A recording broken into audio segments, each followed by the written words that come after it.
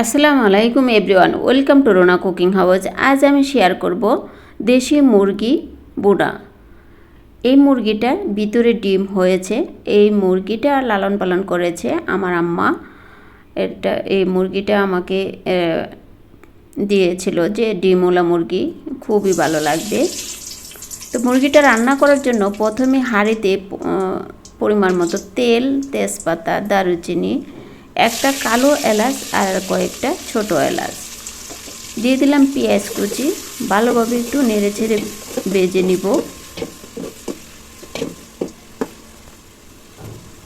দিয়ে দিচ্ছি এখানে রসুন বাটা। জানি না এই রসুনটা কেন বেটে রেখে দিলে এরকম সবুজ কালার হয়, কার কার হয় আমাকে একটু জানাবেন। এটা ইন্ডিয়ান রসুন। 2 চা চামচ দিয়ে দিলাম আদা বাটা, 1 চা চামচ লবণ,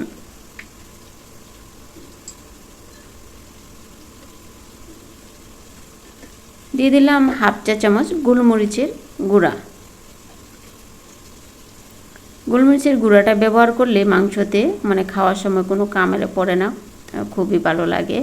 আর এখানে দিয়ে দিলাম 1 চা চামচ হলুদ গুঁড়া আর 2 চা চামচ ধনিয়ার গুঁড়া, 1 চা চামচ জিরার গুঁড়া, 1 চা চামচ লাল মরিচের গুঁড়া। ভালোভাবে একটু মিশিয়ে নেব।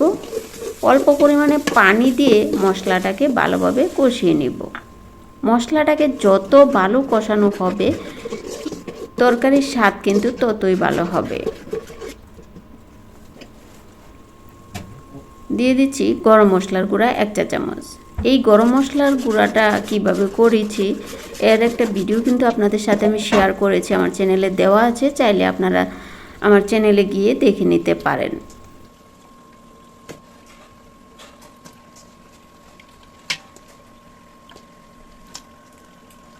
আমার চ্যানেলে 500-র উপরে ভিডিও আছে।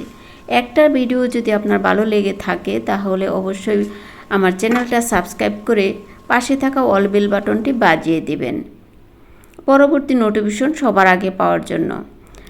আর টুক করে একটা শেয়ার করে দিবেন, তাহলে আপনার পরিবার, প্রিয়জন, ভাই বন্ধু সবাই দেখতে পাবে। আমার জন্য অনেক অনেক উপকার হবে। সব মশলা দেওয়া হয়ে গেলে আমি মাংসটাকে ভালোভাবে মশলার সাথে মিশিয়ে কষিয়ে নিব।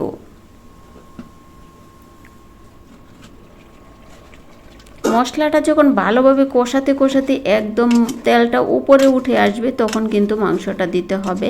আর এইভাবে নেড়ে চেড়ে ঢাকনা দিয়ে মাংসটাকে কষিয়ে নিতে হবে।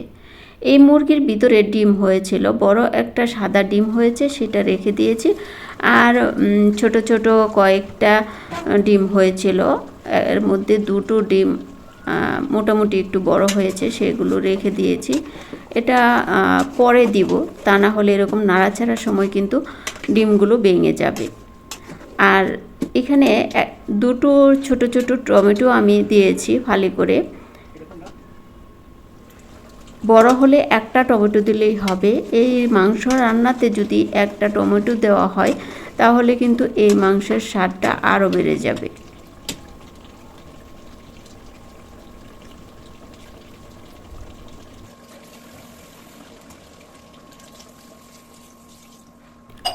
এখন অল্প পরিমাণে পানি দিয়ে দিলাম ঝোলের জন্য।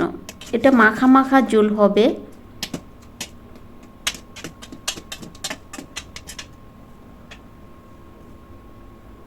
ঢাকনা দিয়ে রান্না করব। আর এখন দিয়ে দিচ্ছি ওই যে মুরগির ভিতরে যে ডিম হয়েছিল সেগুলো।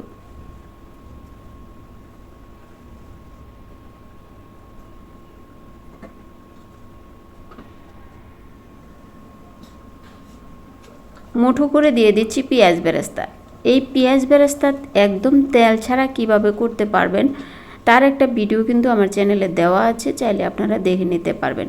কোনো রকম তেল লাগবে না এই পেঁয়াজ বেরেস্তা করতে।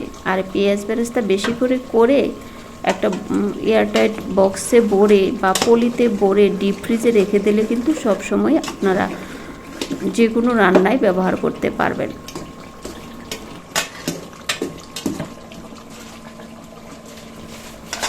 মাংসের ঝোলটা যখন একদম মাখা মাখা হবে তখন আমি চুলাটা অফ করে নামিয়ে নিয়েছি।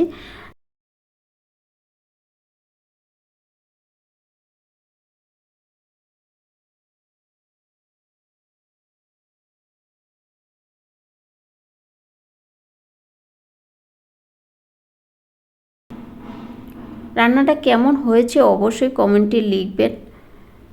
কে কোথা থেকে দেখছেন, আপনাদের কমেন্ট কিন্তু আমি অনেক গুরুত্ব সহকারে দেখি। ভিডিওটি ভালো লাগলে লাইক দিবেন, পাশে থাকবেন। আল্লাহ হাফেজ।